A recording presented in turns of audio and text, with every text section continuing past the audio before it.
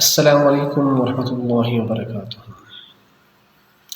ناظرین، میں ہوں کامران خان اور آپ دیکھ رہے ہیں الحرم اسلامک انسٹیٹیوٹ۔ ناظرین، آج آپ کو ایک بہترین تقریر سنانے جا رہے ہیں، بہت ہی خوبصورت، بہت ہی زبردست۔ آپ کو انشاءاللہ اس میں اچھی معلومات جو ہے نا وہ مل سکیں گی، اور اس سے بہترین اور اس سے اچھی ویڈیو دیکھنے کے لیے ہمارے چینل کو سبسکرائب کیجیے۔ آئیے دیکھتے ہیں۔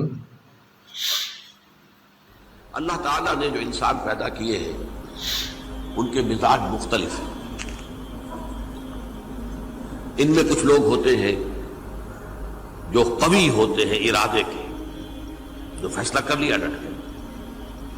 کچھ لوگوں میں وہ قوت ارادی اتنی مضبوط نہیں ہوتی، وہ ادھر ادھر سوچتے رہتے ہیں۔ کچھ لوگ جسمانی طور پر بہت توانا ہوتے ہیں، کچھ لوگ جسمانی طور پر پیدائشی طور پر کمزور ہوتے ہیں۔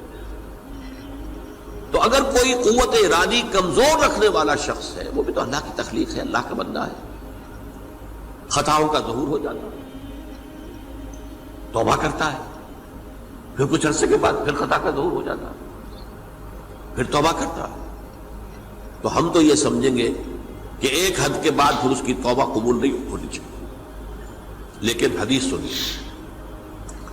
وعن ابی ہریرہ رضی اللہ تعالی عنہ قال قال رسول اللہ صلی اللہ علیہ وسلم ان عبدا اذنب ذنبا، یقیناً ایک بندہ جو ہے وہ ایک گناہ کرتا ہے،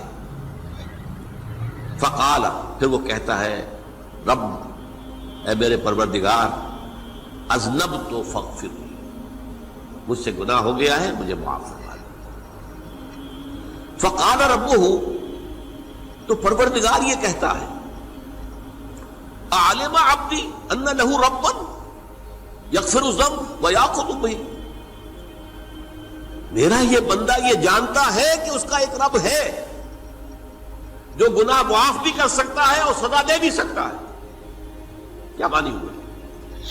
گناہ اس نے کیا ہے لیکن جانتا ہے اللہ کو کہ وہ معاف بھی فرما سکتا ہے، تبھی تو وہ اللہ سے معافی کی درخواست کر رہا ہے۔ اس کے اس جاننے کی بنیاد پر، اس کے اس علم کی بنیاد پر، اس کے اس ایمان کی بنیاد پر فرمایا غفرت لعبدی، میں نے اپنے بندے کو معاف کر دیا۔ ثم مکث ما شاء اللہ، پھر وقت گزرا جتنا کہ اللہ نے چاہا۔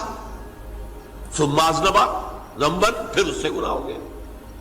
فقال رب اذنبت ذنبا فاغفر، پھر کہتا ہے پروردگار مجھ سے گناہ ہو گیا، پھر مجھے معاف فرما دے۔ فقال ربہ، اللہ فرماتا ہے عالم عبدی ان لہ ربا یغفر الذنب ویاخذ بہ، میرا بندہ ہے نا جو جانتا ہے کہ اس کا ایک رب ہے، ایمان باللہ اس کے اندر ہے، تبھی تو پکار رہا ہے، اور یہ بھی جانتا ہے کہ وہ گناہ معاف بھی کر سکتا ہے اور چاہے تو پکڑ بھی سکتا ہے، سزا بھی دے سکتا ہے۔ تو فرمایا، اللہ تعالیٰ فرماتے ہیں میں نے فرمایا کہ میں نے معاف کر دیا۔ ثم مکث ما شاء اللہ، پھر ایک عرصہ گزرا اس کے بعد۔ ثم اذنب ذنبا، پھر اس نے گناہ کیا۔ قال رب اذنبت ذنبا آخر، اس نے کہا پروردگار میں نے تو پھر ایک اور گناہ کر دیا، فاغفر لی، مجھے بخش دے۔ فقال اعلم عبدی ان لہ ربا یغفر الذنب ویاخذ بہ، میرا بندہ جانتا ہے نا کہ اس کا ایک رب ہے جسے وہ پکار رہا ہے، کہ وہ جانتا ہے کہ اسے اختیار حاصل ہے کہ چاہے تو بخش دے اور چاہے تو پکڑ لے۔ اس کے اس علم، اس ایمان کی بنیاد پر میں نے اسے معاف کر دیا۔ ایک اور حدیث، میں نے چونکہ اس گفتگو کے لیے ان احادیث کا تفحص کیا ہے، یہ تو بہت ہیں حدیثیں، میں نے ان میں سے کچھ چنی ہیں۔ ہمارے بعض واعظ ناصح وہ بھی کسی شخص کو روکتے رہے، برائیوں سے روکتے رہے، نہیں رکتا،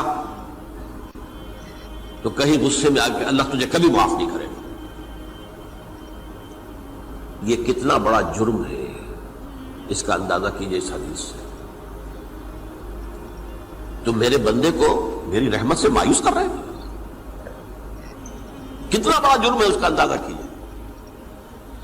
یہ مسلم شریف کی روایت ہے، عن جندب، حضرت جندب رضی اللہ تعالی عنہ سے ان رسول اللہ صلی اللہ علیہ وسلم حدث، کہ اللہ کے رسول صلی اللہ علیہ وسلم نے ایک واقعہ بیان کیا، ان رجلا قال، کہ ایک شخص نے یہ کہا، واللہ لا یغفر اللہ لفلان، کہ خدا کی قسم اللہ تعالیٰ فلاں شخص کو کبھی معاف نہیں کرے گا۔ وَأَنَّ اللَّهَ تَعَالَى قال، اس پر اللہ تعالیٰ نے یہ فرمایا، مَنْ ذَا الَّذِي يَتَعَلَّى عَلَيَّ، یہ کون ہے جو میرے اوپر حکومت کرنے والا آ گیا، جو میری طرف سے حکم لگا رہا کہ میں کبھی معاف نہیں کروں گا۔ مَنْ ذَا الَّذِي، کون ہے وہ شخص، الَّذِي يَتَعَلَّى عَلَيَّ انی لا اغفر لفلان، کہ میں فلاں شخص کو کبھی معاف نہیں کروں گا، قد غفرت لفلان، اس کو تو میں نے معاف کر دیا، واحبطت عملہ، اس شخص کے تمام اعمال میں نے ضائع کر دیے کہ تم نے میرے بندے کو مایوس کیا۔ یہ ہے جرم کی انکار۔ تو توبہ کی دعوت دیتے رہو، توبہ کے لیے لوگوں کو آمادہ کرتے رہو، توبہ جو ہے اس کے لیے ترغیب دیتے رہو، اللہ تعالیٰ معاف فرمانے والا۔ اب آخری حدیث سنا رہا ہوں، یہ تو بہت ہی عجیب حدیث ہے اور متفق علیہ، یہ بخاری اور مسلم دونوں میں۔ حضرت ابو سعید الخدری رضی اللہ تعالی عنہ جو ہے وہ اس کے راوی ہیں۔ حضور نے فرمایا، کانا فی من کانا قبلکم رجل قتل 99 نفسا، تم سے پہلے جو امت تھی بنی اسرائیل، گویا کہ ان کا ذکر ہے، اس میں ایک آدمی ایسا تھا جس نے 99 قتل کیے تھے۔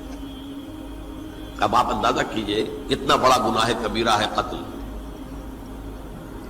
قرآن مجید میں آتا ہے وَكَأَنَّمَا قَتَلَ النَّاسَ جَمِيعًا، اگر ایک انسان کو بھی ناحق قتل کر دیا گیا تو یہ ایسی ہے گویا کہ اس نے پوری نوع انسانی کو قتل کر دیا، اس نے 99 قتل کی۔ فَهَلْ لَهُ مِن تَوْبَةٍ، پھر اس کے بعد یہ ہوا کہ اس کے اندر توبہ کا جذبہ پیدا ہوا۔ فَسَأَلَ عَنْ أَعْلَمِ أَهْلِ الْأَرْضِ، تو اس نے پھر سوال کیا، لوگوں سے پوچھا کہ زمین میں رہنے والوں میں کون سب سے بڑا عالم ہے۔ فَدُلَّ عَلَى رَاهِبٍ، تو اسے بتایا گیا فلاں راہب فلاں جگہ پر ہے، وہ بہت نیک ہے، بڑا عالم ہے۔ فَأَتَاهُ، وہ اس کے پاس آیا، فَقَالَ أَنَّهُ قَتَلَ 99 نَفْسًا فَهَلْ لَهُ مِن تَوْبَةٍ، انہوں نے کہا دیکھیے راہب صاحب، میں نے 99 انسان قتل کیے، اب مجھے یہ بتائیے کہ میرے لیے توبہ کا کوئی امکان ہے؟ فقال لا، انہوں نے کہا نہیں۔ فقتلہ، اس نے اس کو بھی قتل کر دیا۔ فکمل بہ 100، اپنی سینچری مکمل کر لی، مطلب 99 کے بعد ایک ہی کسر تھی، اس کو بھی قتل کیا، 100 پورے کر لیے۔ ثم سأل عن عالم اہل الارض، پھر اس نے پوچھا کوئی اور کوئی بڑے عالم انسان ہو۔ فدل علی رجل عالم، پھر اس کی رہنمائی کی گئی ایک بڑے عالم شخص کی طرف۔ فقال انه قتل 100 نفس، تو اس نے وہاں جا کر کہا کہ میں 100 انسان ہلاک کر چکا ہوں، قتل کر چکا ہوں۔ فهل له من توبہ، میرے لیے توبہ کا کوئی امکان ہے؟ فقال نعم، کہا کیوں نہیں، 100 قتل کیے تب بھی کیا ہے، توبہ کا راستہ دروازہ کھلا ہوا، ما لم یغرغر، جب تک کہ وہ گھنگرو نہیں بج رہا اس وقت تک تمہارے توبہ کا دروازہ کھلا ہوا ہے۔ فرمایا نعم، ومن یحول بینہ وبین التوبہ، تمہاری توبہ کے درمیان اور تمہارے درمیان کون حائل ہو سکتا ہے، توبہ کا دروازہ کھلا ہے۔ لیکن ساتھ ہی کہا انطلق الی ارض کذا و کذا، اب تم ایسے کرو جہاں تم رہتے ہو وہاں نہ جاؤ واپس، وہاں کا ماحول اچھا نہیں ہے، معاشرہ اچھا نہیں ہے، ہو سکتا ہے کہ تم توبہ پر قائم نہ رہ سکو، تم فلاں جگہ چلے جاؤ، وہاں اچھے لوگ آباد ہیں، ان میں جا کے رہو۔ فإن بها أناس يعبدون اللہ تعالی، وہاں ایسے لوگ آباد ہیں جو اللہ کی بندگی کرتے ہیں۔ فاعبد اللہ معہم، تو تم ان کے ساتھ مل کر اللہ کی بندگی اور پرستش کرو۔ ولا ترجع الی ارضک، اپنی زمین کی طرف اپنے وطن میں واپس بن جاؤ۔ فإنها ارض سوء، وہ بری جگہ ہے۔ فانطلقا، تو وہ چل پڑا، ہجرت کر رہا ہے، اس جگہ جا رہا ہے جہاں کا راہب نے بتایا تھا۔ حتی اذا نصف الطریق، جب آدھا راستہ اس نے پورا کر لیا، اتاہ الموت، موت آ گئی۔ فاختصمت فیہ ملائکۃ الرحمت و ملائکۃ العذاب، اب وہ جہنم کے فرشتے بھی آ گئے اس کی جان قبض کرنے کو، اور جنت کے بھی آ گئے۔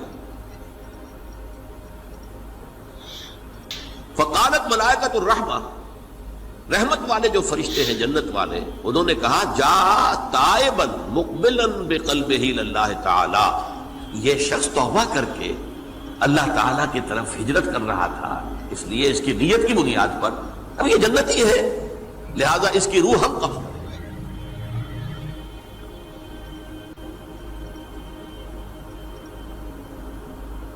وقالت الملائکۃ العذاب، اور وہ جو عذاب والے فرشتے ہیں وہ کہیں گے انہ لم یعمل خیرا قط، تو نے توبہ کے بعد کوئی نیک عمل تو کیا ہی نہیں، تو کس بنیاد پر اس کو تم جنت میں لے جاؤ گے؟ اس کو تو دوزخ میں جانا چاہیے۔ فاتاہ ملک فی صورت آدمی، تو ان کے پاس اللہ نے ایک اور فرشتے کو بھیج دیا آدمی انسانی شکل کے اندر، فجعلوہ بینہم، تو ان فرشتوں نے کہا بھائی ہمارا فیصلہ کرا دو، اس کی روح ہم لینا چاہتے ہیں یا ہم لینا چاہتے ہیں، انہیں حکم بنا لیا۔ فقال قیسوا ما بین الارضین فإلی ایتہما کان اقرب، کہ تم فاصلہ ناپ لو جہاں سے وہ چلا ہے اور جہاں جا رہا تھا اور یہاں اس کی موت ہو رہی ہے، تو کون سا فاصلہ زیادہ ہے؟ جب ناپا گیا، بلکہ ایک حدیث میں آتا ہے کہ اس پر اللہ نے زمین کو جو ہے حکم دے دیا، ایک طرف والی زمین تو سکڑ جا، دوسری والی جو ہے تو پھیل جا، تاکہ وہ جو جدھر جو جا رہا تھا وہ زیادہ قریب ہو جائے بنسبت اس کے کہ جہاں سے وہ چلا تھا۔ تو اس فیصلے پر پھر جو فرشتے تھے جو کہ رحمت کے فرشتے تھے وہ اس بندے کو لے گئے جنت میں۔ یہ ہے توبہ کی عظمت اور اس کی